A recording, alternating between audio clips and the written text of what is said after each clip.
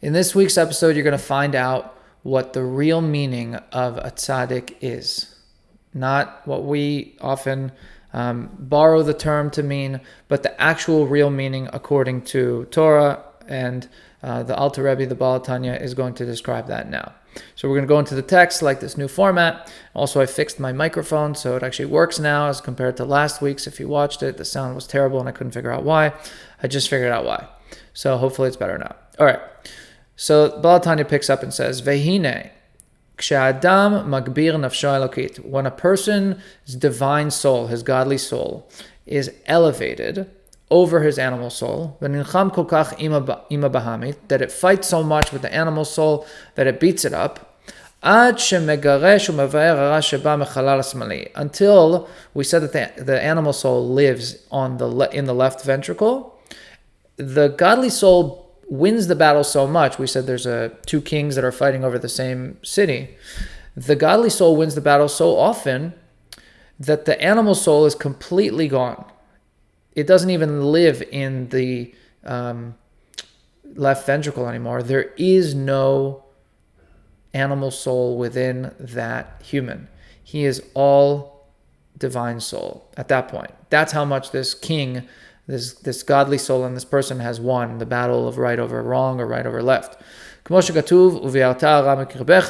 It says that you should get rid of the evil within your midst, so that, and it says ve'en hara ne'efach letov mamash. So we're talking about this tzaddik who basically says that he didn't convert his animal soul into his godly soul. He just got rid of the evil.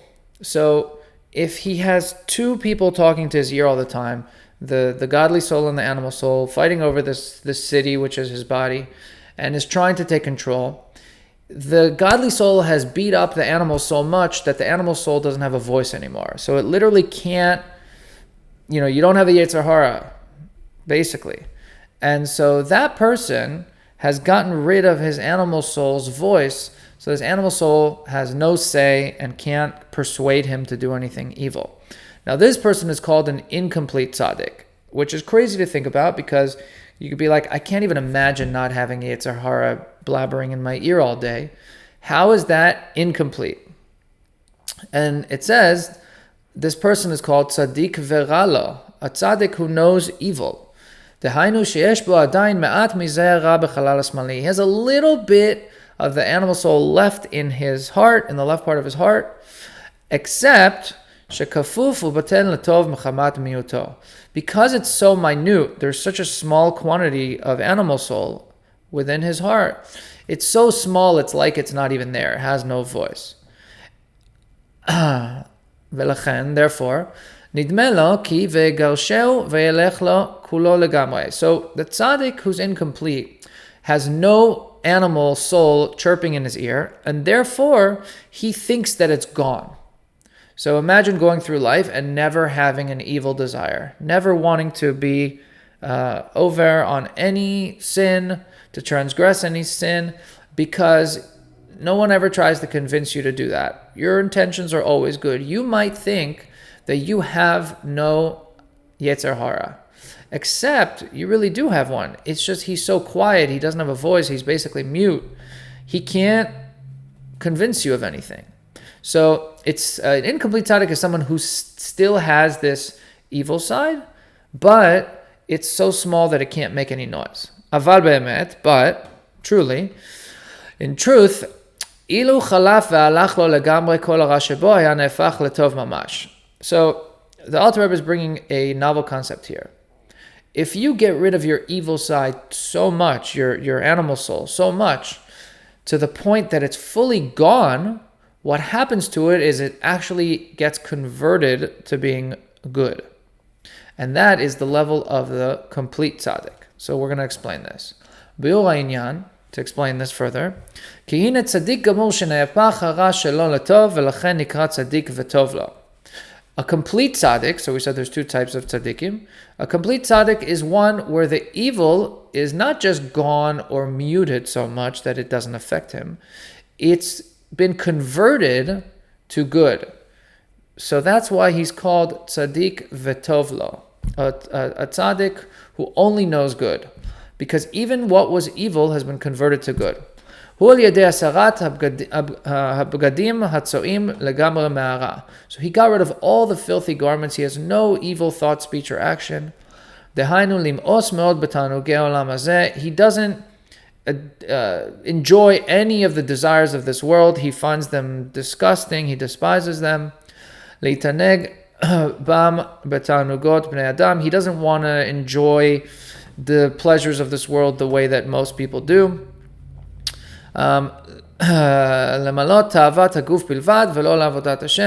He doesn't want to gratify or satiate his physical pleasures at all. He only wants to do whatever he can do with his body, with his physicality. He uses that only for godliness, to serve godliness. The reason he doesn't want to go through derive any pleasure from any of the worldly pleasures that can't be used towards godliness is because those things derive their sustenance, like we said before, from the evil side, from the unclean klippas. And so we said before that everything in this world derives spiritual energy from the klippas, either klipat noga, which has potential for good, or the three unclean klippas. Now, ultimately, they're all taking energy from klipat noga, from the good side of it, but the three unclean ones take from the bad side of klipat noga, and they understand that they are dependent on klipat noga. So the question for us as Jews is, do we want to use this world and receive spiritual sustenance from the good side of the energy or the dark side of the energy? Now, a complete tzaddik wants nothing to do with the dark side.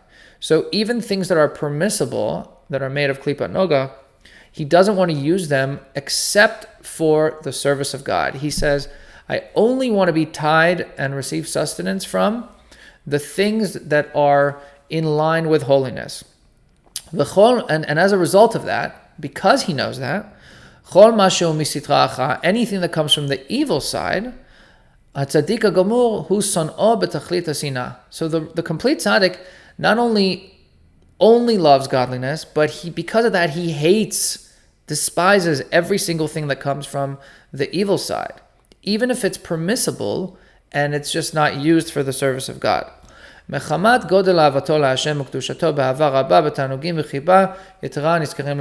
So because he loves God so much, he hates everything that represents the opposite of godliness.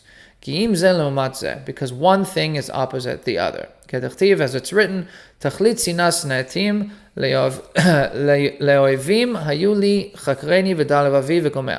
so there's a pasuk that David Melech says, that he says, I hate them with a consuming hatred. They've become enemies. And he tells Hashem, search me and know my heart. Because David Melech got rid of his Yetzer Hara through 70 fasts. And when that happened, he then said to God, you cannot find any evil within me because I only have good within me now, because I'm a complete tzaddik. And dependent on how much love someone has for Hashem, the more you love godliness, the more you hate anything that opposes godliness. And that's true with anything in life. You can love someone so much, and anything that hurts that person, you automatically hate. It's just equal balance. Because despising something, is the exact opposite of love, as is hatred.